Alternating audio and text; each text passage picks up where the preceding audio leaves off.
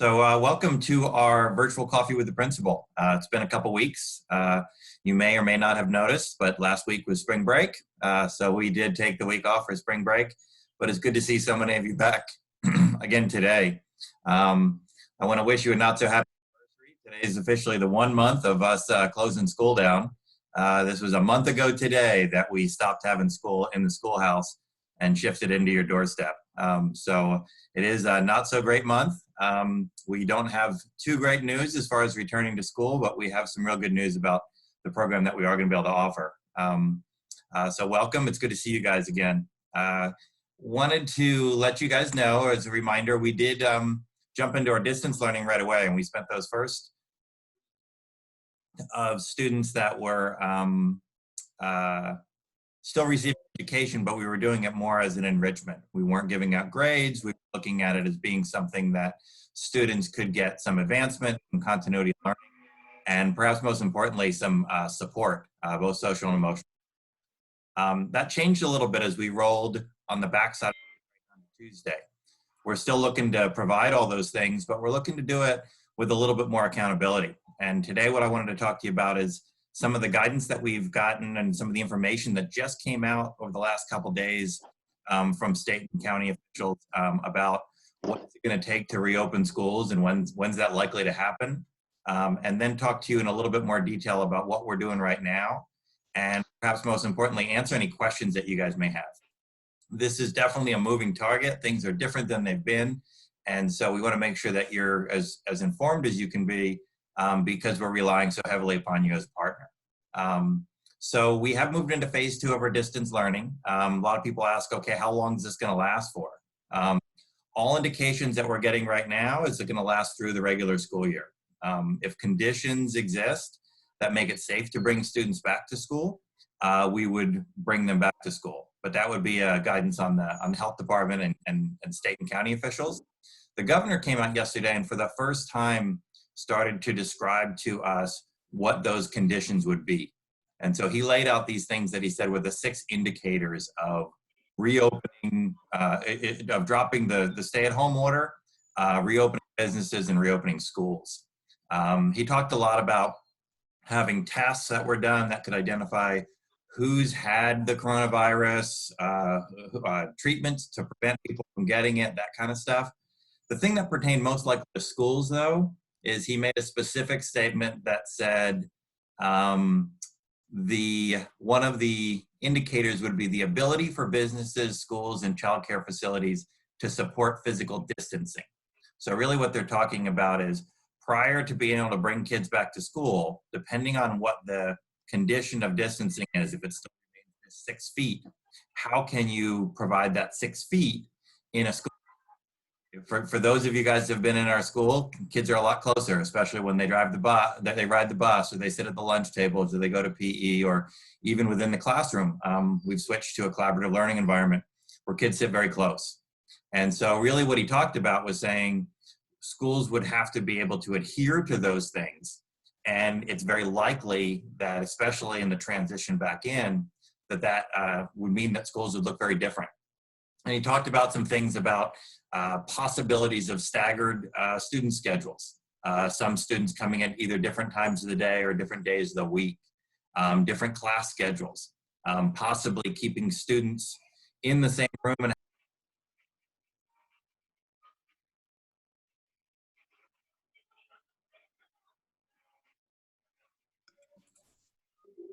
right. Burroughs, there you are. Yes, I disappeared for a while. That was not a good thing. So sorry about that.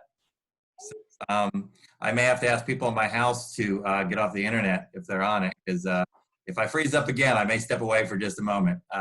Believe it or not, I have distance learning going on in my house too, so I'll have to write them a note. So I don't know which part we got to, but thumbs up. Can you guys hear me at the moment? Yeah, okay, good. All right. So there's talk about what is it going to look like when schools reopen? And the governor made a comment that said it's not likely to happen until the fall. And if and when it does, it's likely to look very different with staggered classes, or reorganizing how meals work, potentially having some hybrid model of kids at school, kids away from school, that kind of stuff. So those are some things that we're looking at. And one of our goals would be to lessen student movement, lessen interactions between students, make it less likely that we're going to have opportunities for kids to be exposed to others. There may be temperature checks, all that kind of stuff. So there's a lot of considerations as to what the school environment would look like. In the short term, it could fundamentally change what it looks like at our school. One of the things we pride ourselves on is having parents and volunteers and all sorts of activities. That might be limited depending on what we're limited to as far as the number of people that are allowed to be on campus. And so we'll be looking at all that kind of stuff. But know that our procedures and our processes may change, but our mission won't. And our mission is to serve the needs of the kids and to serve their needs both socially, emotionally, academically, physically. So our mission will change, but it's likely to look a little different. A lot of that is speculative, and I want to spend a little bit of time telling you what we actually know. We've been out of school for a month. As I mentioned, we jumped right into learning. Most kids in San Diego County have not started distance learning yet. San Diego Unified officially starts up their distance learning on April 27th. So I know a lot of people are worried about our kids falling behind. It's definitely a different environment, but know that your kids have been engaged and continuous with learning pretty much since the day we closed. We took one day to transition and started rolling things out the next. Those first 3 weeks focused a lot on connections. And you probably saw through Zoom meetings and activities, there was a lot of talk and show and tell and socializing. That was done by design. And you'll see some of that stuff continue, because one of the concerns that we have with students is that we want to make sure that the students are supported socially and emotionally. And I'll tell you a little bit about how we're doing that. The other thing that we want to do is make sure that their basic needs are taken care of. The Escondido Public Schools have done a phenomenal job very quickly getting food stations set up. So there's 8 stations throughout Escondido where if students need meals 2 times a day, they can go get meals. Any student 18 and under is eligible to do that. What we have been focusing on is making sure that the emotional needs of our students are met. I know the longer this goes, the harder it is on kids and the harder it is on families as a whole. Yesterday, we signed on with a company called Care Solace. And what Care Solace does, it's a free referral service that picks up what your insurances may be or not be to mental and emotional supports. So if your kids are having a hard time or your family's having a hard time, it's understandable. And if there's something that we can do, we have counselors on call that can meet with the kids, many of whom are familiar with the kids. But if you need outside services, we're very excited about this group. So let me know, and we can get you hooked up with that. And they do right now a lot of the teletherapy stuff. So the downside to that is you're not sitting in the room with somebody. The good side is it opens it up geographically to have services that are more tailored to what your needs are. So keep us in mind with that. We've been focusing on making sure we hit technology needs. As we move to this distance learning model, we understand that homes aren't equipped to do what we're asking them to do. And so, as I mentioned before, the foundation was really generous. They donated 100 Chromebooks for our use. We've checked out probably upwards of 60 of them. We have another checkout date tomorrow. So reach out to Mrs. Lee. If you need a device for your home, let us know. We're checking out iPads to K-1 students because that's the tool that they use in the classroom. And we're checking out Chromebooks to our 2 through 8. So if you guys need that, let us know. Right now, all indications is that we are have less than 5% of our kids that lack internet right now, which is phenomenal. We are still working on those 5% of kids to make sure we can get them all connected. Have some areas of our district that have some spotty internet. So it's a little hard for us to get connected to everyone, but that's our goal. We are providing packets, paper packets. Not the experience you would get if you had the digital resources. We want to make sure that all of our kids are getting an education. So there are packets being distributed tomorrow between 9 and 11. If you haven't communicated a need to your teacher and you need or want one, make sure you do that. Within our academic program as a whole, I wanted to discuss a few things. There have been some concerns with regards to Zoom. And all of our teachers are currently using Zoom, and they're using it for different ways. Some are using it, I mentioned before, to connect directly with kids, to build those social supports. Some are using it for direct instruction. Others are using it to monitor and assess kids. Teachers are setting up Zoom office hours to meet with you or your kids. Many are using it for all the above. We created a school-wide Zoom schedule to try not to overlap teachers' meetings because we knew it was creating a little bit of a burden on you in those meetings. When we were doing those meetings, having multiple ones at a time, even if you had enough devices, you might not have enough bandwidth, similar to my house. So we're trying to spread those meetings around.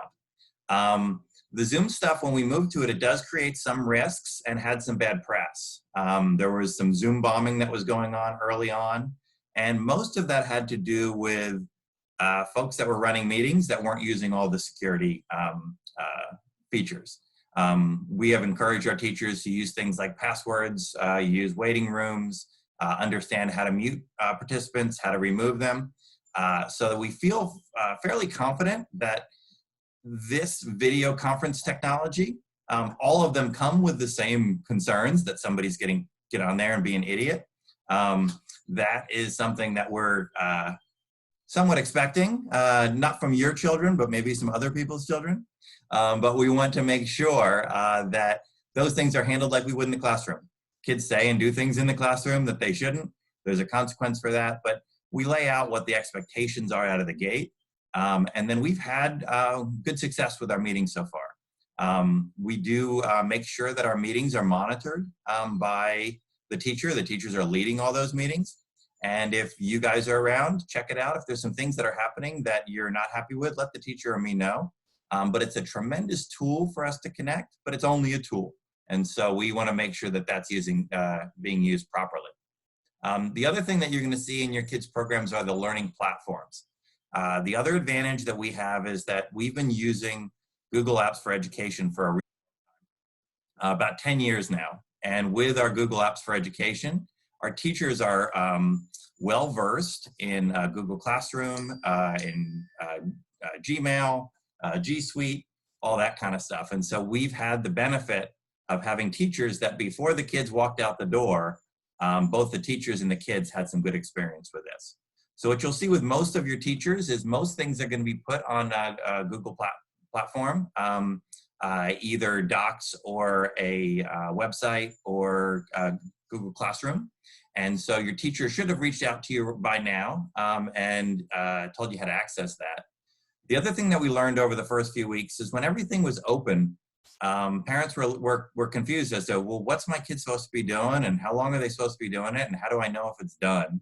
The teachers have done a good job this week with communicating out to you sort of must-dos and may-dos, things that they kind of expect to be done, things that are nice to be done, things that are extra, but giving you sort of a core of what's expected and within what time frame. But they're also trying to do that in a way that has some flexibility and understanding. So you'll see a lot of weekly goals, and you'll see weekly goals of things to complete and some options for you to complete them. In the elementary, the TK through 3, a lot of that is teacher directed and checklists, and there's some things that for you to accomplish and some options for you to accomplish. Most of the actual must-do work in the 4th through 8th grade is through our online Acellus program. And when we met with our middle school teachers, when the middle school teachers led their orientation on Tuesday night, there were some questions as to, hey, why do you choose that program as opposed to the other bazillion programs that are out there? And I just want to address that briefly in that we were looking, our school site council was very focused on individualizing learning. And so we've been talking for the better part of this year about how do we put a program in place that meets the needs of all kids? And that was the program, after vetting a number of them, that allowed us to do that. And so we were prepared to put the Acellus program in as essentially an acceleration program and a remediation program for kids. And then when schools very abruptly shut down, that was a good choice for us. The thing about Acellus is it's a blended learning program. So it's not an autopilot, the kid gets on the computer forever. It's a blended learning program that's designed to be supported and led by the teachers. It included a lot of things that parents have been asking for that as a small school we've struggled to provide universally. It has a STEM program, foreign languages, advanced math, those kind of things. So we really like that. When it came down to selecting it for a home study program, it seemed like a great option because what it does is it assesses your kid to see where your kid's at. It provides a starting point, and then it allows your kids to advance or remediate depending on what their needs are. So unlike a traditional classroom where there's a lesson typically that all the kids get and all the kids are practicing the same thing, this provides sort of a baseline as to this is how much time we want you to interact in the program, but it doesn't set a ceiling on where your kids can go. So we're really excited about the fact that it offers a lot of topics, but it also addresses the individualization piece, and it gives your kid the assessment, the instruction, the remediation, and then the guidance from your teacher. So that was kind of what we were looking at. One of the complaints of the program, and we knew this going in, is some of the videos are a little old. You know, they're a little dated, and the kids are like, you know, I'm used to watching YouTube, and this guy's sort of an old guy and not too exciting. The program's been around for 20 years, and they have thousands of videos, and some of those videos have been around probably close to 20 years. The content within them, though, is good, and the structure makes a lot of sense. What you'll see if you watch the lessons with your kids is they'll see a video that's about 5 minutes long on a singular topic, and then they'll be checked on that topic for mastery learning of that topic. And then they take that topic and move it into another and move it into another.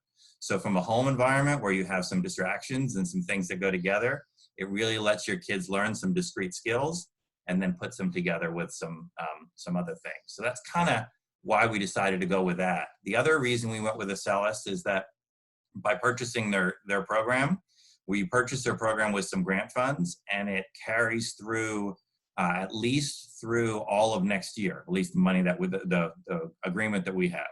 And so we are looking at the need not only to provide some distance learning right now, but to have some things in place for the summer and have some things in place when we come back to school, even if we're all on the school site, to be able to remediate and individualize.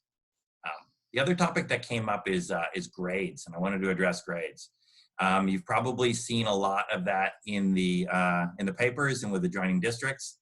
There's been a lot of proclamations about grades. The State Board of Ed came out and they said they're going to have a pass, no pass philosophy. I guess fail is not allowed to be said anymore. The state offered us options like credit, no credit, pass, fail, or traditional grading. And they gave us some cautions on traditional grading. I'll talk to you about that. LA Unified has a policy that no students will fail. Be the first time ever, but they have a policy that no students will fail. And San Diego Unified and the high school district are offering what they're calling grade protection, meaning that no grades can go down. When we kind of looked at our stuff, most of these decisions are being made, and I think rightly so, on the basis of how it's going to affect high schoolers, and particularly high school seniors. The big concern is that schools are going to be shutting down and kids are going to be penalized when it matters most. They're not going to graduate, they're not going to get scholarships, they're not going to get their AP credits. So most of these decisions were based on kind of those high stakes outcomes. We don't have high school students, and we don't have seniors. As I'll explain to you, we don't have too many grades to protect, and I'll explain that in just a moment. When we shut down 10 school days into the third trimester. And so when you look at your students' grades, their first trimester and their second trimester are all locked in. So your first and second trimester grades are already there. We had 10 school days into the third trimester.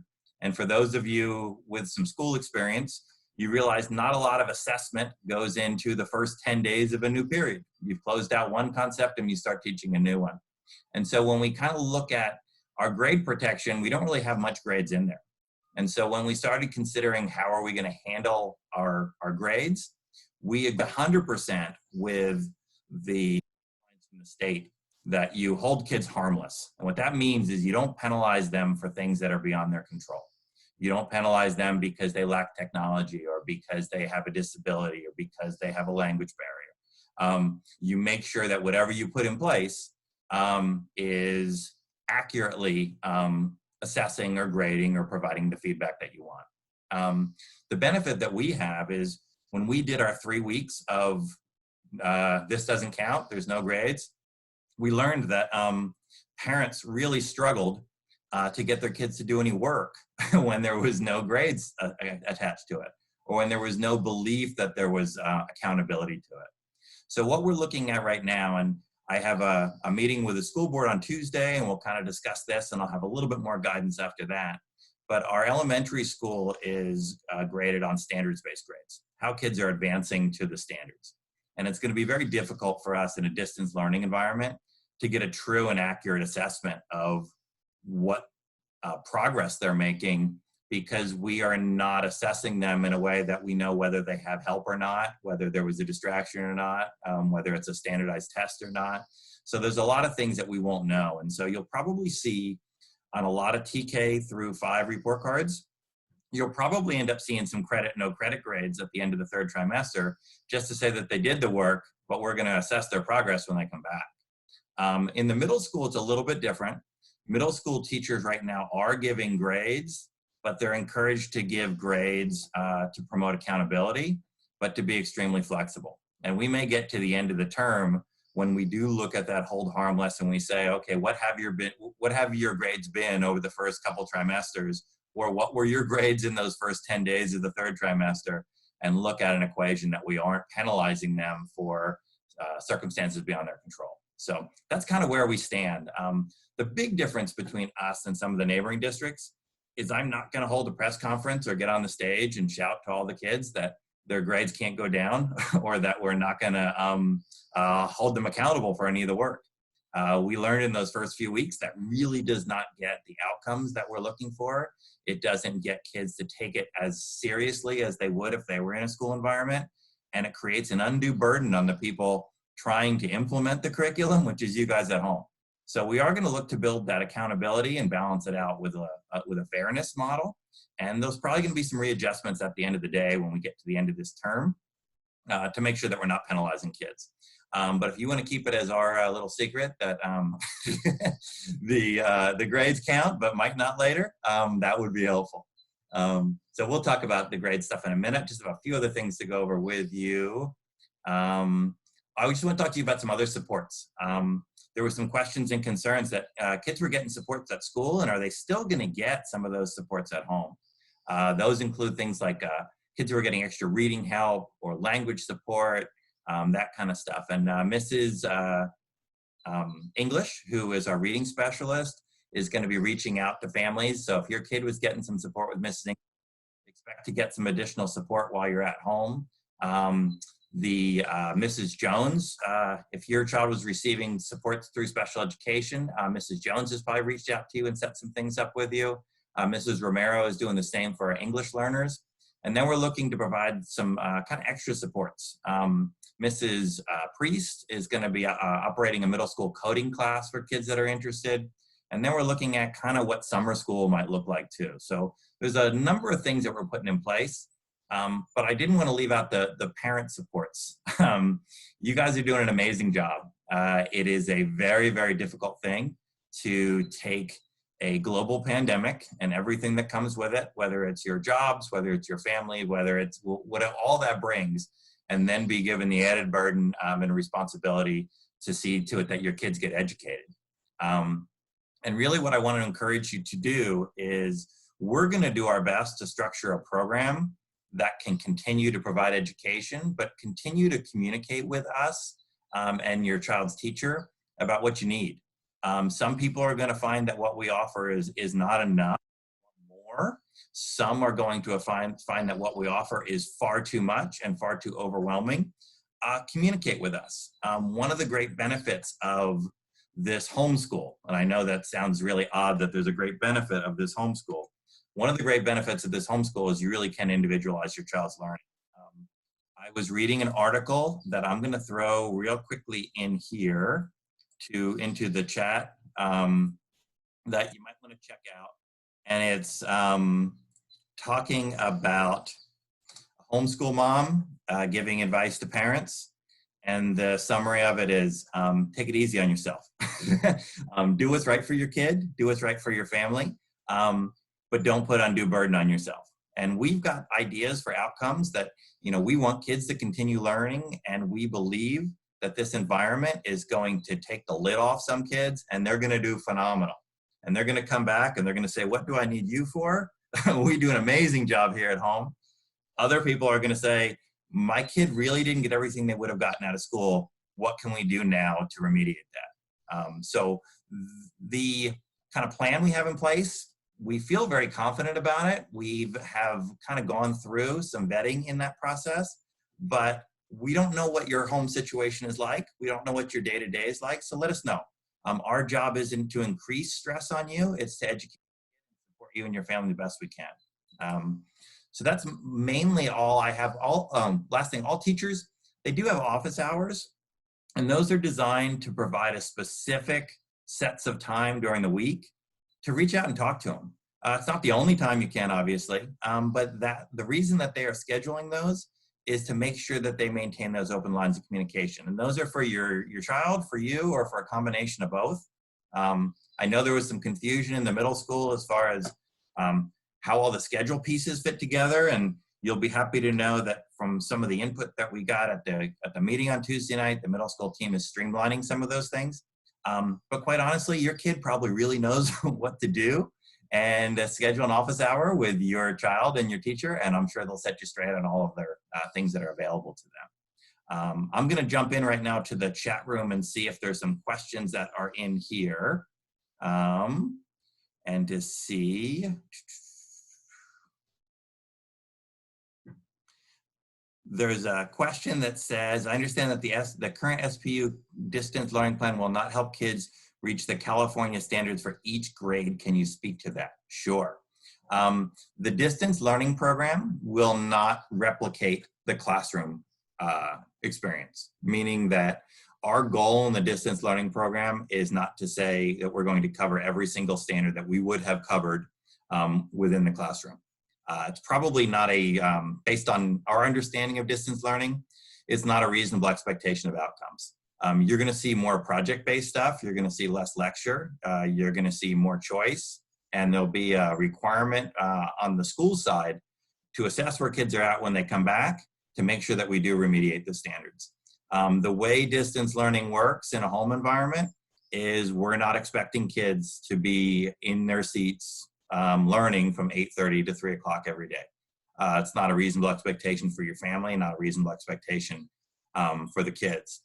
What we do want to do is to continue that learning, have them well supported, and have them do, I won't say as best as they could do under these circumstances, but sort of reach out to the points that they are going to excel the most, and to continue the continuity of their learning. But there won't be a standard per standard check, which is one of the reasons that makes it very difficult for us to really do an assessment of it in that environment. We're kind of taking something that we normally do in a very structured way in a classroom and do it in a very unstructured way in a home environment. So yeah, if you're looking at your kids covering every standard within each grade level, that's not the intent of the program. There's another question that says, just wondering, since the school has Google Education Suite of tools, was Google Hangouts Meet Video Conference option considered? The answer is yes. We looked at the very beginning, we looked at the possibilities of WebEx, Zoom, and Google Hangouts.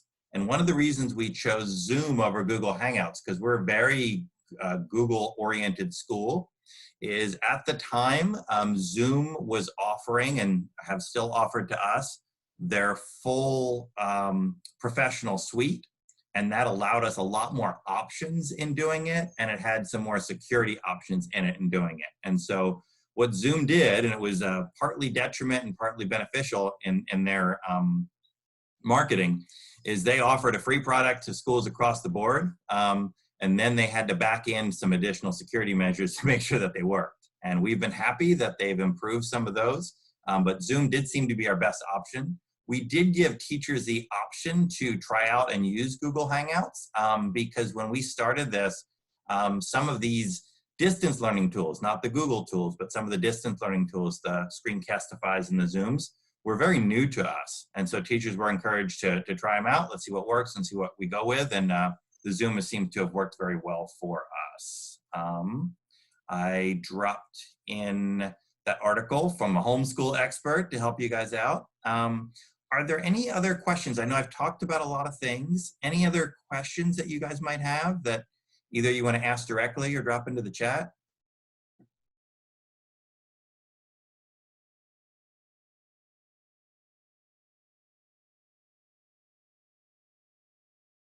All right, I don't hear from anybody, but while we're waiting on that, let me tell you about a few scheduling things that we've got going on at the school. I mentioned yesterday that we are looking at providing packets to folks that lack technology or need packets for whatever reason. Tomorrow at the school from 9 to 11, we'll have a packet distribution. So if your teacher has reached out to you or you've reached out to your teacher about getting some packet material, tomorrow between 9 and 11. It's also another time to pick up devices. So if your child needs a Chromebook or an iPad to do their work, send Mrs. Lee an email and she can get you on that list for devices. Monday from 11 to 2, there is a lot of things that were left in the classroom that were a combination of students' personal effects, things that they may have left that they own, that their own personal things, or a lot of their school supplies. And so we've been hearing from parents saying, hey, I want to do homeschool at home, but all their supplies are at school. And so we have a student belonging distribution from 11 to 2, and that'll just be a drive up. And so if you come to school between 11 and 2, we will have alphabetically in the front of the school all the kids' belongings that we have. So feel free to drive through. I apologize to Mr. Z. Yours will be at the end of the list, but we will have them alphabetically in front of the school from A to Z from 11 to 2. And then on Wednesday, we'll have our third installation of our curbside library. And so if you are interested in checking books out of the library, email Mrs. Carroll by the end of the day on Monday. And then the curbside library, the new hours for that are going to be 12 to 3 o'clock. We used to have an AM and a PM session, and most people benefited from the PM. So if you are coming to curbside library, return any books that you have, order some books ahead of time through Mrs. Carroll, and we will have them waiting for you out front. We do have two questions. One of them has to do with summer school. Right now, we don't know what summer school options are going to be. We have some education advocates on our behalf, and we are in the process of putting some letters to our legislators out there about summer school. What we are seeking, and I know San Diego Unified has already made it official, is they're seeking money to provide summer school to all students who want it. What we fully expect is that this distance learning environment is not going to completely replicate the classroom environment. And there's going to be some kids, like I said, some who'll gain, but we'll have some that'll lose. And we want to make sure that if kids are gaining, we build upon it. And if kids have lost something, we have an opportunity to recoup that. We don't know what that's going to look like yet. If I was to speculate on it, I would speculate that there's still going to be restrictions on gatherings at school, and that it'll probably be an extension of our distance learning model. Those computers that we are checking out to students, we are prepared to have them checked out through the summer if families need them for learning. And the software programs that are available will be available through the summer as well. The challenge is I just don't know enough about funding to know how many staff members would be available to support a summer learning program. So I'll keep you in mind with that. There's the thing about dropping off school textbooks as well. If your child has a textbook that is not being used for their distance learning program, they can drop those off during curbside library as well. If there were library books or textbooks that were left in the classroom, we're collecting those up. But if there's some that are home, And then the other thing that I did want to mention to you guys is that we are going to be pushing out some materials, might pertain to you guys, might pertain to some folks that you know, about registration for next year. Believe it or not, this is the time of year with everything else going on that we normally register our new students. So if you've got kindergartners or know of kindergartners, or you have folks that are trying to register or trying to transfer to our school, have them reach out to me or Mrs. Lee, and we can walk them through those steps. We're going to be getting some information pushed out through social media and on the website about that. But most of that is going to be done through online registration and some distance. There's a question in here about Kids Club. So let me update Kids Club. Kids Club right now is closed until we open up school. Kids Club coincides with normal Kids Club hours. If you have prepaid, because most people have prepaid for Kids Club, any money that you prepaid that the students did not go, you guys will get a full refund for that. So we're refunding all of our folks who paid for Kids Club or paid for preschool. There is some possibility, the state has thrown out some possibility of converting our facility, Kids Club in particular, to an emergency childcare facility. And so they're doing that in anticipation of healthcare workers not being able to leave the hospital and those kind of things, and having to address healthcare worker first responders.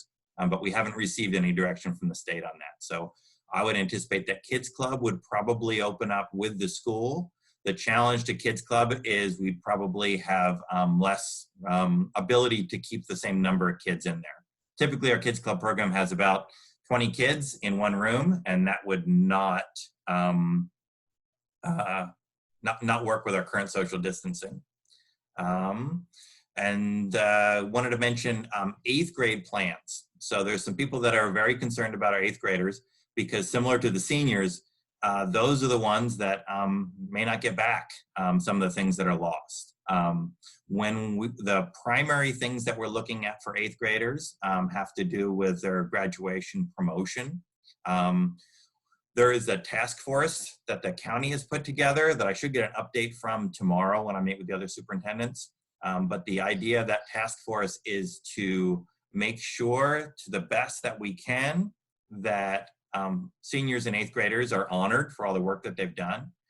Current plans, and it'll depend on guidance from county health, current plans are to look to schedule, is to have a virtual recognition right when our 8th graders were going to promote, and then try to have a physical ceremony late July or early August. It's a lot easier with 8th graders than it is high schoolers who have gone off to college. So I'm fairly confident that if we're permitted to do such, and it might be permitted to do such with a limited audience, it might be some variation of our normal thing, but our plan is to honor them with some sort of a ceremony in July or August. But if I get some more updates on that, I will let you know. We had, if you're looking for emails, so for anyone to email me, I will put that in the chat room for you right now so that you guys have access to that. So my email is mark.burrows, and it's at sanpasqualeunion.net. And so feel free to email me or send anybody to email me if they have questions about registration or if you need directions to anything else. Can we do library drop off Tuesday instead of having to come back Wednesday for people who live outside the community? Yeah, if you've got books to drop off, just do us a favor. When you come to, actually, I'm trying to think if we have anything on Tuesday. I think we have our other event on Monday. Yeah, so if you could do it Monday, that would be better, because I can't guarantee that there'll be people to receive it on Tuesday. So if you could do it Monday during the distribution, that would be great. We'd be happy to take that for you. Mrs. Carroll, just to let you know, when she does receive those books back from the library, she puts those books in quarantine for 2 weeks and then turns them over 2 weeks later. So she is very careful about the information, the materials she's receiving. When will the new preschool kids be notified of enrollment acceptance? That's an excellent question. We just met with preschool yesterday, and what we're looking at doing is putting preschool packets and everything online. If you've already put a packet in, you're probably already on the list. I would suggest you reach out to Miss Anna. That would be Anna Martinez, and I'll put her in the...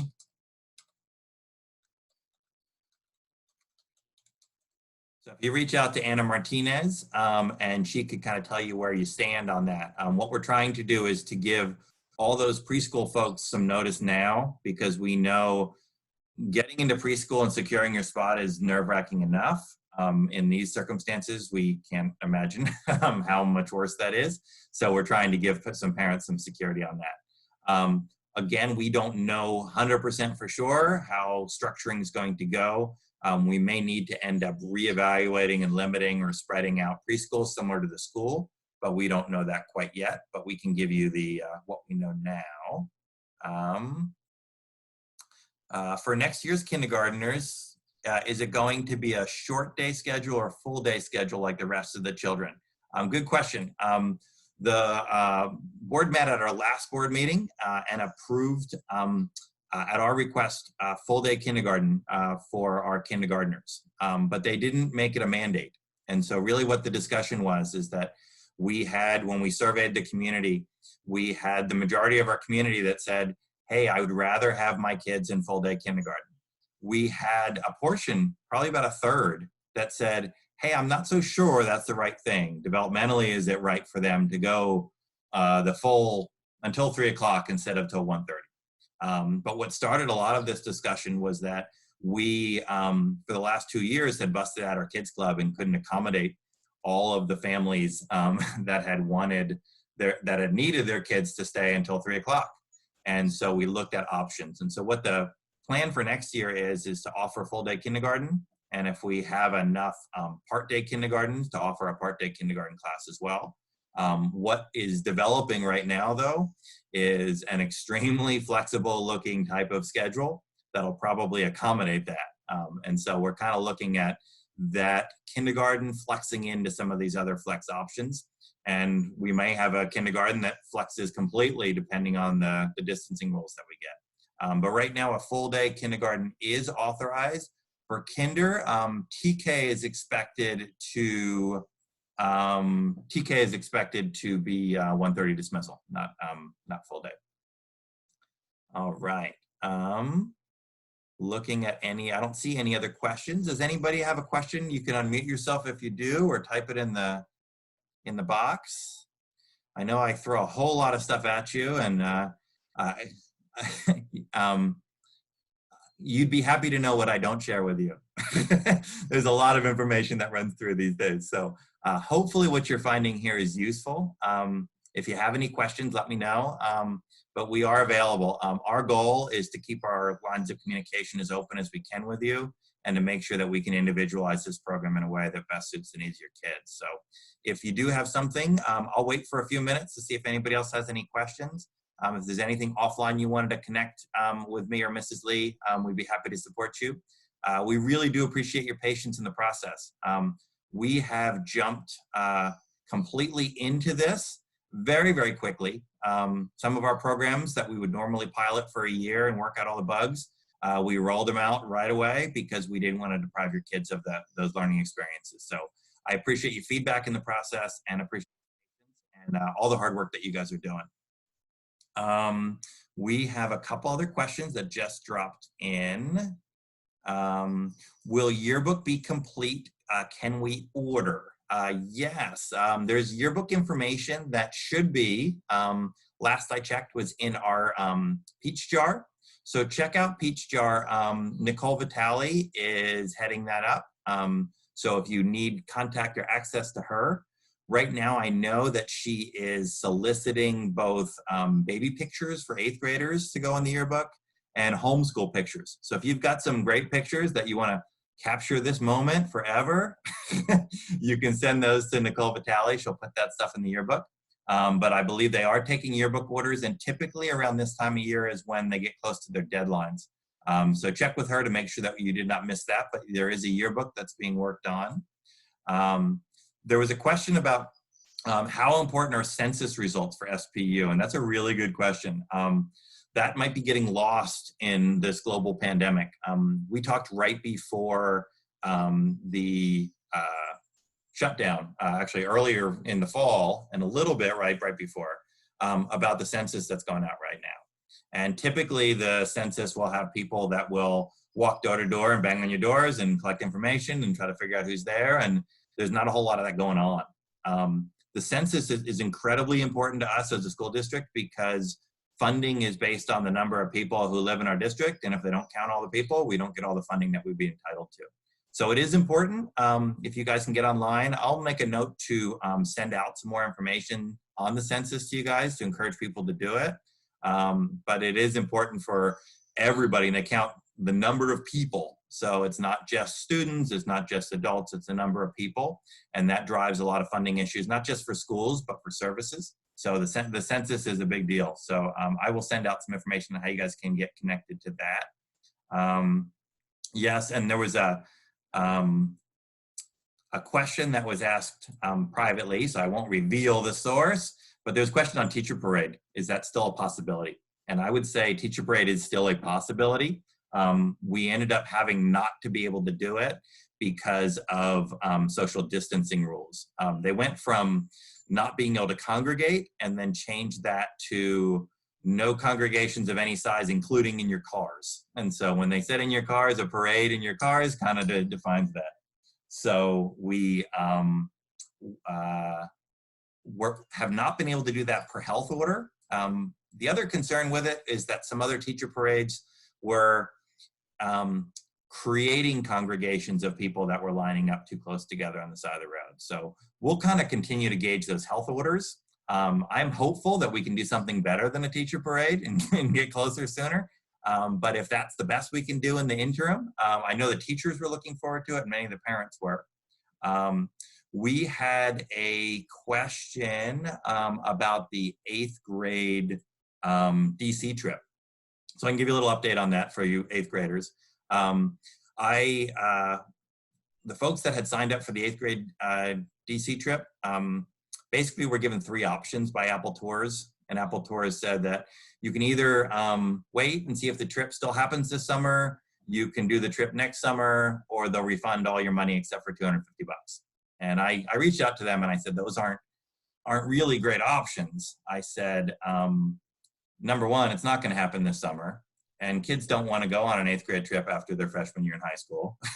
And keeping people's money and not providing a service is not suitable either. And so I talked to them on the phone. I was on the phone with them probably about an hour yesterday, and they aren't budging. And I told them, I said, I understand it's a business decision, and I understand that you're deciding to keep people's money. I said, I don't really know the legality or the contractuality of that. And I said, but you make bad business decisions and people don't do business with you anymore. And so that was really the conversation. The big challenge on this, though, is a lot of this business is current one-time business. Like if you've got an 8th grader and don't have a younger student, you know, what are you going to do? And, you know, so as a school, the Apple Tours has worked with us for a really long time. They have a good relationship with us for a long time.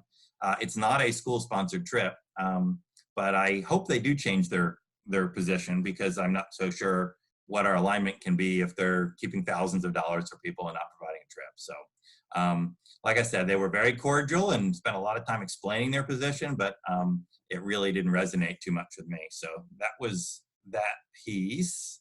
There were a question, if we had teacher parade, would it go outside the community? Yes, our teacher parade the route wasn't fully defined, but what it was looking at is going through Rancho San Pasqual, Vistamonte, up Cloverdale, up San Pasqual, into the valley, and out in through the valley. So we were really looking at probably emulating the bus route outside the community, but that's what we were looking at there.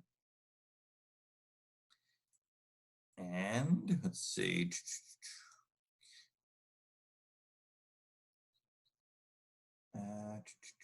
Yes, your book information is going to be in Peachjar shortly. So I think it was in there and may have dropped out. So they're going to put that back in there. I think I hit what you guys were looking for.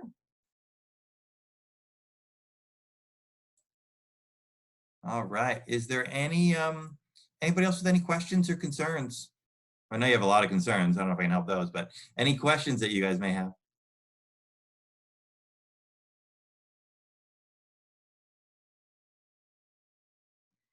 All right. Well, I appreciate you guys taking the time.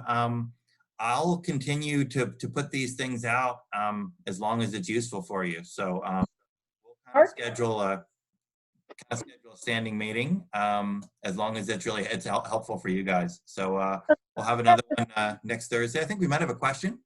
Yes. Hi, it's Stacy Kidd. Hi. Can you keep the parents of seventh graders informed as well as far as Apple tours? Because some of us have been already paying into the eighth grade trip for next year. Yeah, what I would suggest is talk to Mr. Harmon and Miss McGill, because they're the ones that are kind of coordinating that tour. I wouldn't pour a lot of money in that direction. That they weren't sure about their sustainability, so that was part of the reason they were choosing to keep money. So I can't speak to exactly the direction that that's going to go, but I would talk to Mr. Harmon, Miss McGill, to see, number one, if that's still in the works as being planned. I do believe it will receive a little less support from the school if they are keeping money from folks at the school. That concerns me, paying not only for our daughter, but for my husband going as a chaperone as well, and we've been paying monthly. So it would really affect us. Very much so. Harmon, I'll email Mr. Harmon. Thank you. Sounds good. Thank you. All right. I don't see any other questions in the chat or any hands waving. So, I really do appreciate you guys spending time. If there's anything that you think of or any follow-up that you need, and I can guarantee as this process goes, things will change, and we will keep you apprised the best we can. And we will definitely listen to you as far as some guidance on how we can best do this. But like I said before, we really appreciate your support. We really appreciate all the work that you're doing, all the input that you're giving us. And if there's something that we can do better for your kid, keep us in the loop. All right. Thank you, guys. We'll see you next week, if not sooner. All right. Bye.